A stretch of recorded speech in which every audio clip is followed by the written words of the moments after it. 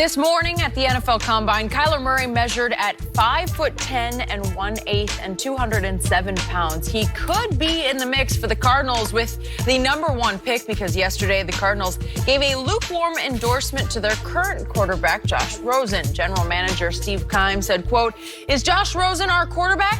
Yeah, he is right now." So, Skip, yes. What is your take on all this? I must admit, I was pleasantly shocked by the height. I thought 5'9" maybe. I wouldn't have been surprised under 5'9" after all the conversations we had about your interviews with him. I was surprised too. What do you call yourself? I thought I'm 5'9". I'm just under 5'9", and I thought he was 5'9.5" because it felt so slight. So that was, so to speak, huge. It was. Literally huge. An inch and an eighth. I'm not going to put much stock in the 207 pounds because he could have eaten 4 dinners and he could have drink a gallon of water. Just chugged it right before he walked in, a whole gallon, right? Yeah. And you know how much water is so heavy, you could put on 5 pounds right there, right? So 207, I'm not buying 207. I think he would play at 198. A gallon of water is what, about 10 pounds? I don't know, but it's heavy. I think it's if you pick it up, it's hard to carry, right? So then the other pleasant shock to me was hand size, because I thought it might be on the smallish size. It was average, which is great compared to some of the others, just to give people an idea. So he was 9.5 on the hand measurement. Dak Prescott's hands are huge. They were 10.875. Carson Wentz was 10 flat. So those are really big hands. Baker Mayfield has big hands for his height at 9.875. Johnny Manziel, big hands, 9.875. Then you go to the other end of the spectrum. These are all below Kyler's measurement. We got Jameis Winston below at 9.3. Again, Kyler's 9.5. 9.3 for Jameis. How about Mahomes at 9.25? Wow. So Kyler's hands are significantly bigger than Patrick Mahomes. Jared Goff, 9.0. Even Sam Darnold was 9.2. So I just named you Jameis, Mahomes, Goff, and Sam Darnold. All have smaller hands than Kyler Murray. Point, he's just fine. He can do this. He's big enough to do it.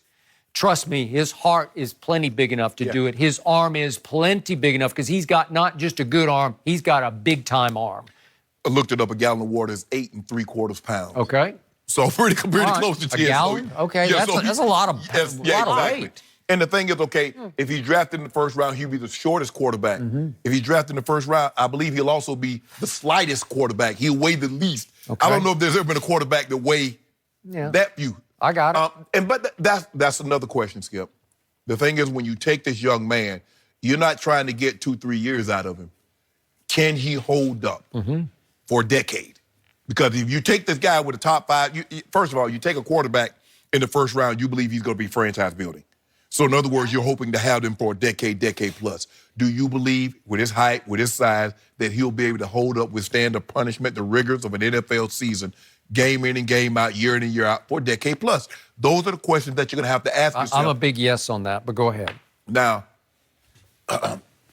he understands he's better at sliding than Michael Vick because we saw the punishment that Vick started taking because some of it was in the pocket, some of it that he was taking shots after he got outside the pocket. He did. But he stayed in bounds too long or he stayed up too long. Kyler Murray has a baseball background. Clearly, he knows how to slide. He slid in the second base, third base, home. He made sliding, diving catches in the outfield. He was a base stealer. Right. He is a very good slider. So he understands. And so those are the questions that someone's going to really have to ask themselves.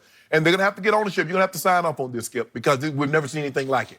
We've never seen a quarterback this small, be it height, weight, go this high in the draft. Somebody's going to have to be on firm foundation because you're saying that when you take a risk like this, because it is a risk, Skip, because anything that's not normal, your blue chip stocks, you're like, okay, they're going to give me safe return. They're going to give me my 5 to 8%. I can live with that. Now, these riskier investments, you might, I can hit this thing big, but you can also go belly up a lot sooner. So that's the question. How secure is the general manager, the head coach, when you make this, obviously anytime you make a top pick, I think the ownership will have, especially with the first pick in the draft, the owner's going to want to meet the young man and find out a lot about him for himself. But those are the questions, Skip. He's an average-sized man with average-sized hands in a big man's game. He's been this way his entire life, and he's done well. As you mentioned yesterday, 3-time state champion at Texas. That's saying something. They play football in Texas. He goes to Texas A&M, plays 3 games, goes to Oklahoma, and he wins the Heisman. So obviously he's found a way to not let his height and size hinder him for performing at a very high level. He won the Heisman. So, but my only concerns, Skip, with his size, can he hold up for a decade plus? Okay. I will remind everyone that Kyler Murray last year at the University of Oklahoma, the whole year, including the playoff game, had a grand total of 6 balls batted at the line of scrimmage. That's not very many. Why is that? Because he has the quickest feet I have ever seen on the football field, and he has the feel of the position. He can buy time. How many snaps did he take under center? Because are you going to play him exclusively in the NFL? Are you going to play him exclusively, or 85, 90%, 95% of the snaps from the gun? Or are you going to have him take snaps up under center? That's going to be key. I don't remember Baker Mayfield taking a single snap under center, but right away in training camp, he started putting his hands under center, and when they needed him to, he was just fine. Okay. Kyler Murray is a special athlete. His father was a college quarterback, and he came up with that sort of great athletic arrogance of, I'm just better than you are, in a good way, in a good way. Just watch his body language on the field. It just looks like he's going to make the next play. He is a clutch, big-time playmaker. And I brought this up before. I'm going to say it one more time. Today's The Athletic. It's called Ted's Film Room. Check it out, by Ted Wynn. I respect it. And he broke down Dwayne Haskins' tape. He went through all the tape. And he says, I can't give Dwayne Haskins any more than a second-round grade. I said, I like Dwayne Haskins, but I love Kyler. Right. And one of his big points was that Dwayne Haskins has good arm talent, but it's not amazing or on par with Kyler Murray's. We're talking about a whip here. Deep balls, mid-range. Question. Would you say Tom Brady and Joe Montana had good or great arm talent? Above average. Okay, you think, so you think Haskins has average? Okay. Up to slightly above? Okay. Tom Brady is 6 feet 4 inches tall, and he's every bit of 6'4". Well, he's 6'3" and 3/8". Yeah. Okay. All right. So he's just a tick below 6. 231. Right. He got nice size. He's prototypical. Skip, there's no question in my mind. If Kyler Murray had these measurables, he's first pick in the draft. No question. Slam dunk. I don't even know why we have it. I'm not throwing. I'm not running. I'm not doing anything. And if I got the first pick in the draft, I'm taking him first overall. And Arizona will rue the day if they don't take him number 1. You still have Tim Tebow, so you couldn't take him. You'd have Tim Tebow because like you said, if you run the draft, you took Tim Tebow. Tim Tebow to still be your quarterback. I did not say that. I said I would take him 25th in overall. Okay, he's your quarterback. And guess what? The guy who now coaches Tom Brady, that guy, what's that guy's name? Josh McDaniels? Is he still there? He's still there, right? How did Josh McDaniels do in St. Louis? Did he not take Tim Tebow 25th overall? That was Josh McDaniels' pick. So he coaches the GOAT, but he took Tim Tebow. There are a lot of guys.